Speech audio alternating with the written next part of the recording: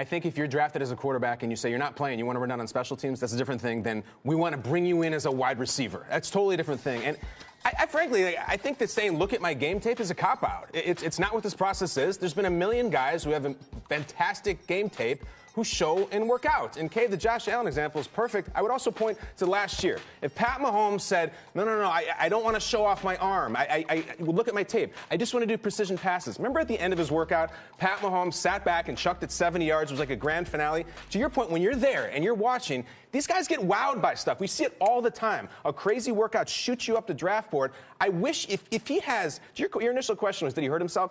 If he has like a 4.39 in him or a 4.40, yes, he did, because he didn't play it. I looked him up at Louisville. He ran at Louisville a 4.42. If he would have done that yesterday, I think he would get drafted higher than had he not. I think he did hurt himself. And now evaluators and front offices are thinking, can he not run that anymore? Why did he decide not to run? Why didn't he want to showcase that? Did he put on a couple? There's the questions start piling up. Yeah, listen, one, let me go back to what you said about him playing special teams in the league. He should never be asked to play special teams, and if he does, he shouldn't. I mean, Tim Tebow was a freak of an athlete. He was big, he was strong, and they didn't go to Tebow and say, we need you to come down and cover. They put him on offense with the Jets. Yeah, but we need you to play tight end, which he would have still been playing if he wanted to. But he said, no, I'm a quarterback, and went and played another route.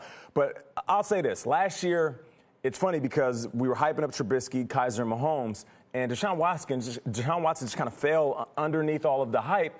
And if you look at the quarterbacks last year, who was the best quarterback? By far was Deshaun Watson. The most explosive. He reignited what was the Houston Texans offense. It's the same thing this year. Now, don't get me wrong. I love the Joshes. I love Rosen. I even love Baker Mayfield. But when it comes to pure explosiveness, being able to throw the ball, set his feet, get the ball downfield, and then running that sub 4.5 with a helmet and pads on, Lamar Jackson is that guy. And I remember at last year saying, Deshaun Watson, when he does get his opportunity, he's going to light this league on fire. I will say the same thing with Lamar Jackson. Here's the thing. Lamar might sit on the bench for a year. Hopefully he does sit behind a great quarterback that can teach him the subtleties about being a better pocket presence. But one thing you can't coach, one thing you can't teach, one thing you cannot replace is the speed that he has when the pocket collapses. And that is every quarterback has to deal with that. The reason Tom Brady is great is because he's never been a threat to run, but he's one of the best passers of all time. The reason Russell Wilson is one of the best ever is because when that pocket collapses, he can do a triple pirouette and then throw the ball down the field. What I love about Lamar Jackson is that he has the speed at 6'3", 215 to do all these things. So him saying, I don't want to show you guys that I'm the fastest QB because you already know that. So why would I go out there and risk pulling a hammy if you know that I'm one of the fastest guys you've seen at the quarterback position? I see what he's doing. I respect what he's doing, trying to show that he can be an accurate passer. I mean, his receivers were dropping balls out there. They did all season last year as well. That's why he does have a sub 60% completion percentage. So I hope everyone's looking into that as well. It would be a different story if this morning we were talking about his passing out there, the deep shots he took, the intermediate passes, whatever. We are not talking about that. We're still talking about the fact that he didn't run the 40. So him trying to get us to not think about the 40, it didn't work. Either way, it didn't work because we're here for 3 hours are talking about, just as Twitter is talking about, his decision to not run the 40 and showcase that. So it didn't work. Has it become a bigger story than if you just ran it and did, Yeah, for sure.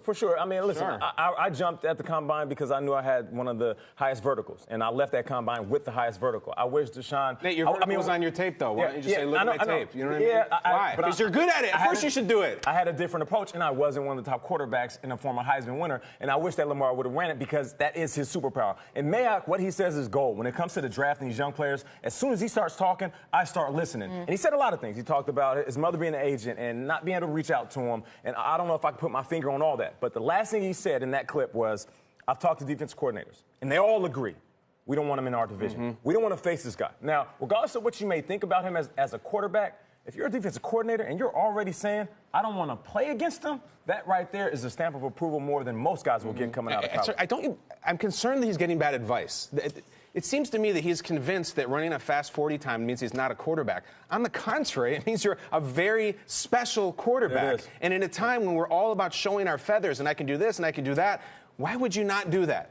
I can't wrap my mind. Okay, the combine, you didn't want to run. You had something to prove, all right? You wanted to make a point. You made your point. You won Twitter. You did all that. Now we're a few weeks from the draft, and everybody still has you going at the end of the first round. Just put it out on the table, man. If you got a 4.4 and you run the damn 4.4 and move up in the draft, it's frustrating to me. It was an interesting thing to see the two countered because Shaquem Griffin had his day. Now, different position, different story. And quarterback, especially an African-American quarterback. There's a lot that goes with the sure. stigma of he can't play in an the NFL perception, system, right? And the perception, all that. So I get it, to compare a defensive player and that.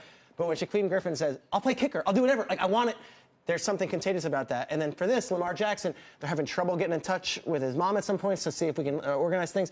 You almost wish that it was the perfect situation pre-draft process for him, too, because then he gets as much of a chance as the Allen, the Rosen, the Darnold. It seems like he's up against it right now because of things that are way out of his control. Last comment, I did hear that the LA Chargers, Ken Wisenhunt, the offensive coordinator, spoke with him for a long time afterwards. I heard that Anthony Lynn's a fan of Lamar Jackson. The 17 pick is the Los Angeles Chargers. They already have Phillip Rivers. They don't really have a backup in waiting. That, to me, is the sweet spot for him, a perfect situation. It's going to go down well. And I would love to see him get that opportunity to be drafted in the first round, and especially that high at 17.